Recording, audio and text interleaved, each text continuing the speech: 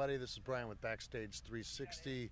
We are here at Lake San Marcos with Ozzie Mancinelli, but he actually pronounces it a little different, so we'll let him say it. Actually, you did it beautifully, so I'm not even going to touch it. Thank you, Brian.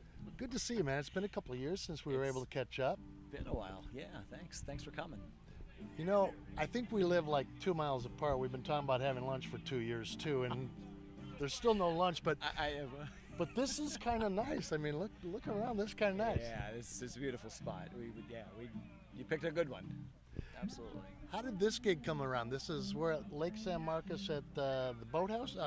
Lake House. Lake House. Lake House at San Marcos. It's interesting. Friends of ours, DSB, a great Dirt Journey tribute band, played here. I guess it was early in the summer.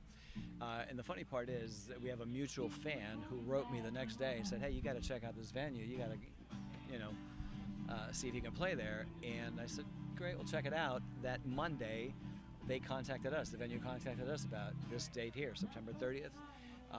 It was a no-brainer. It's in our backyard, and it's beautiful. 800 capacity, sold out, beautiful crowd, beautiful setting. We're just thrilled to be here. Sold out is the key, and we can see the crowd a little bit over there, and there's not too much room left over there, is there, Ozzie? They're piling in, yeah. Allegra Duchesne opening up, beautiful vocal acoustic performer. She's drawing them in, so yeah. Now, I know you've probably talked about this 100 times, and I know I'm going to be a little reminiscent, and we've caught up with a lot of your friends that have done the Access TV thing. Touch on that just briefly. I know that they came to you and asked, and then all of a sudden you're at the Whiskey recording for Access TV. Talk about that just briefly. It was a thrill, needless to say, to be called by a relatively major cable network to perform on their series. They think they're going into their 7th season or 8th season, something like that. I think, if I'm not mistaken, we're part of their 3rd season. It was just very flattering and just a wonderful experience. Katie Darrell was phenomenal to work with. We took that opportunity and just ran home with it. I mean, to perform we had played at the Whiskey years ago, obviously, so it was kind of a fun coming home type of situation. Dave had played there before, I had played there before. But yeah, it was, again, a packed Whiskey, friendly house, Petty fans. It was just a real pleasant experience. It was really fun. Now, I assume the residuals are still coming in from that. Sure. So that was a lot of fun. So what's been going on with the PettyBreakers over the last year? What is the highlight over the last year for you guys? Well, since our last encounter, which I think was at PAL a couple of years ago, if I'm not mistaken, we have had a couple of good years. We had a 4-month residency at Harrah's in not Lake Tahoe, but in Reno. Oh, wow. That was last summer. When that ended, we did a 2-week run at Harrah's in Laughlin. This summer took us out to Houston, Chicago, can't remember the city in Michigan, Racine, Wisconsin. So in any case, yeah, we got to travel a bit. Next year, spring, we're planning a tour of the Midwest and also the Northeast. So we're expanding our coverage, our real estate, as it were. So yeah, we're thrilled about that. Very cool. Now, I imagine that the tour bus has got a lot of mileage on it now. So how does Harrah's go about and contact you? I mean, you have management, they contact you direct. How does that whole thing to come up, and all of a sudden you're doing 4 months of a residency? Good question. We work with just a small handful of agents, not too many, and interestingly, between those agents, I think they're probably responsible for maybe about 30-40% of the shows. Everything else, we just shake the bushes and try to get in wherever we can. But we happen to be working with this one particular agent that works with C3, which is the agency that books a lot, or exclusively, I should say, for Caesar's property, which Harrah's is one of. And when they approached us, we thought long and hard about it, and actually not really. It was kind of a no-brainer. Let me think about it. Okay. Yeah, twist my arm, and it's a no. But it was a very great situation because we played Thursdays, Fridays, Saturdays for like four months in Reno. Get on a plane, fly out there Thursday morning, fly back Sunday morning, be with the family, and just do that for 4 months. That was a lot of fun. Harrah's in Laughlin was a little bit differently. We did it 2 weeks, but it was a 5-night run per week. So we basically stayed there for 2 weeks. The residency, I would think that the best part about the residency is that you're not actually on the road anymore. You actually go to the same bed every night. You have regular meals, and you're not driving 800 miles to the next gig. So the residency is actually the way to go, right? It's very cool. If you can get it, it's very cool. I mean, the stage is set up. You don't strike. Another added bonus is we got to perform in the legendary Sammy Davis Jr. showroom there. And but yeah, we put my guitar down on Saturday night, fly out Sunday morning, come back Thursday afternoon, just barely do a level check. Everything's already set up, and just start playing again. Drummers love that because they don't have to break down and set up the back line every single show, right? Absolutely, yes, yeah. That was it was fantastic. It was just a joy to do. I think if I had to do it all over, I play guitar. I don't know if you know that, but if you need a rhythm guitar player, I'll tell you what, for sure. And I keep saying, as a guitar player, you'd think I wouldn't carry that much stuff, but I'm thinking in next lifetime I'm going to be a lead singer. I thought about that. I'm going to be a harp player, harmonica. That's the ticket right there. Yeah. But I'll have 5 of them. Yeah, in a case about this big. Yeah, that works. Yeah. So what's happening next year with the band then? I think our sights are on, again, kind of expanding our territory. We have some things in the work for the Midwest. And also the Northeast. We're working with a new agent out there. In fact, they have a presence in Chicago, they have a presence in Boston, as well as LA. And the beauty is that they also have tour buses and backline, so it'd be a no-brainer. All we do is basically fly into one city, pile on, and just drive and do a month or so, and then you're going to need a good stage manager for that. I think I know somebody. I got your number, Brian. We can't even do lunch in 2 years. Well, we can't do it here, but we can do it in the Midwest, That's Well, I'm from the Midwest originally, so yeah, go. that works for me. There you go. So, touching briefly on your background in it, now, you picked a band that has a very small catalog, very, very small catalog. You think? And how do you go about, well, first of all, how do you go about choosing which songs? How much of the catalog do you guys actually play? I mean, there's a lot there. There's a lot. You're not kidding. Tom Petty is probably one of the most prolific writers in the industry and one of the best songwriters, in my humble opinion. We have probably... He's a little biased. Yeah, just a little bit.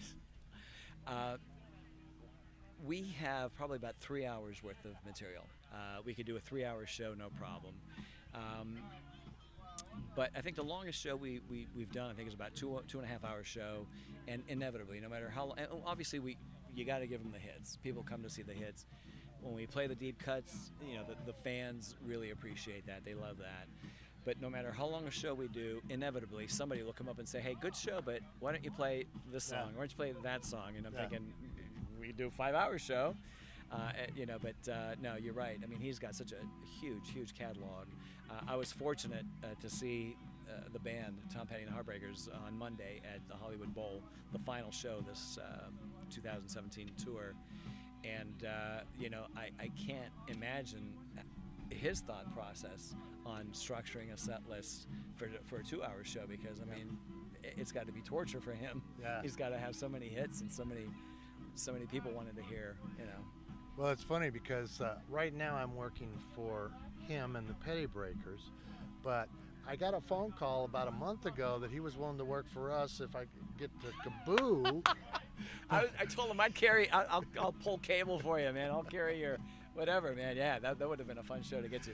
Only if backstage, because the masses, the huge festival thing, that just wasn't my scene. But, well, as it turned out, I didn't end up going anyway, so. Yeah. I heard it was a good show, though. I heard it was a good show in Del Mar. I don't think he does a bad show, does he? No.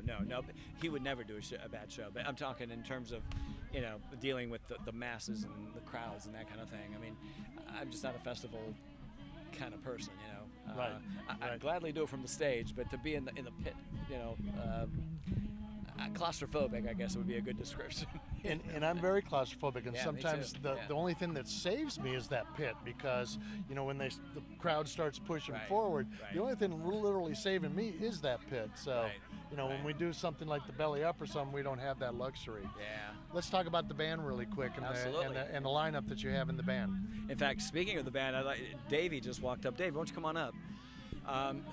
In bands and tribute bands. I'm gonna do this. Go ahead and sit right there. Is he? Can we get him in the shot? Are we wide enough to get him? right Come on there. back. Yeah, there right there we go. As go. you can imagine, any band, I shouldn't say any band, but a lot of bands that I know have a lot of turnover. I've been blessed and fortunate in the fact that we've had nothing but steady players. We did have kind of a Spinal Tap moment there with drummers for a while. We went through a few drummers. Yeah. But Dave was our second keyboard, and he's been with the band, 6 years out of our 7 in existence. Similar to Tom Petty and the Heartbreakers, the drummer is the new guy. Steve Ferroni is the new guy. Steve Newby is our new guy, and he's been with us about 5, I think, right? Yeah. John McAllister on lead guitar. Danny Leone on bass, but I gotta say, and not because he's here, but he's our gem. I mean, I think I may have mentioned to you this last time. He said that before he got here too. Yeah. Dave Zeman toured and recorded with the Rembrandts, Gin Blossoms, and with us, he's not only our Ben Montench, but our utility guy. He plays acoustic, harmonica, accordion. On top of doing all the harmonies, that you hear. So I'm thrilled to have him, and So you've got a lot of. I got your $20.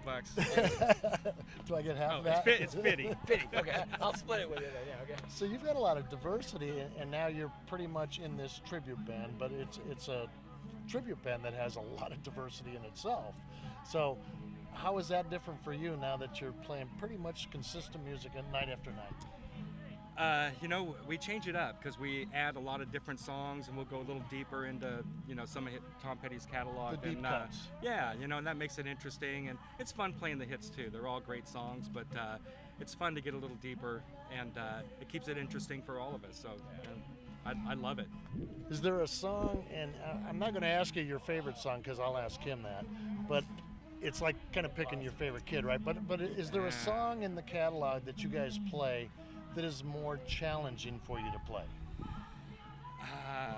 Boy, I don't know about challenging, unless sometimes we'll do songs that we'll run at sound check, and Ozzie will say, hey, let's learn this, and we'll run it at sound check. Sounds good, throw it in. And so the ones I haven't played a lot are probably the most challenging.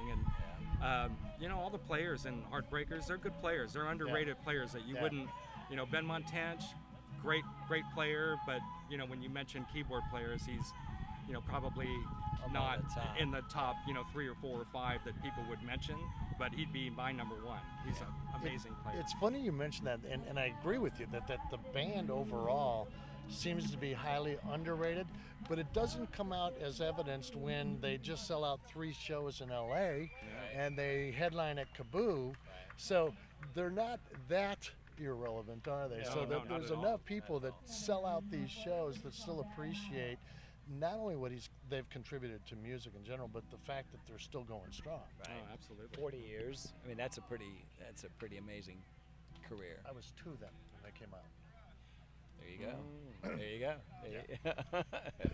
Anything else you guys want to say to your fans, or? Well, actually, one thing I did want to mention, now that we introduced Dave, we have another project that we're just now kicking off, and it's the Wilburys Experience, which obviously is a travel. Well, I shouldn't say obviously, but it's a traveling Wilburys tribute.